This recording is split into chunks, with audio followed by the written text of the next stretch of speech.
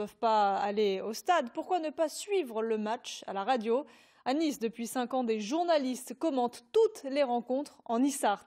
Jean-Bernard Vitiello et Denise Delahaye se sont glissés dans les studios de Nissa-Pantaille.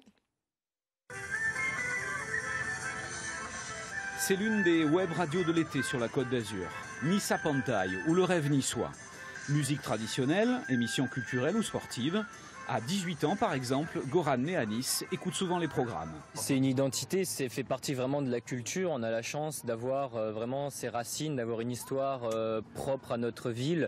Et moi, j'en suis fier. Et vraiment, donc la langue, ça représente vraiment cette partie importante de la culture. Et j'en suis vraiment fier.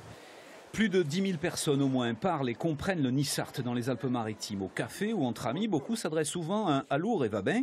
Du coup, ce professeur a eu l'idée de créer une radio 100% Nissart sur Internet. Hébergée dans un local prêté par l'artiste Ben, la radio veut perpétuer les traditions.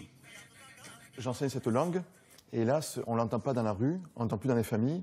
Donc pour mes élèves, il fallait qu'ils puissent entendre cette langue 24 sur 24. C'était le meilleur moyen. Et les jours de match de Ligue 1, c'est là où la web radio enregistre le plus grand nombre de connexions, car les commentateurs relatent tout le match en Nissart. Cet après-midi, avant le Nice-Reims, ils se sont entraînés pour se remettre en selle pour la nouvelle saison. Comment on dit le corner? Alors un corner, est une manda de caere, ce qui veut dire en niçois envoyer de côté. Le penalty? Une péno. Un péno, évidemment. Comment on dit une faute? Une faota. Une faute. Et enfin, le but. Une goal. Ce soir, au stade, les supporters niçois seront presque les seuls en France à encourager leur équipe dans une langue régionale. La radio Nissa-Pantaille reste un vecteur d'identité culturelle fort.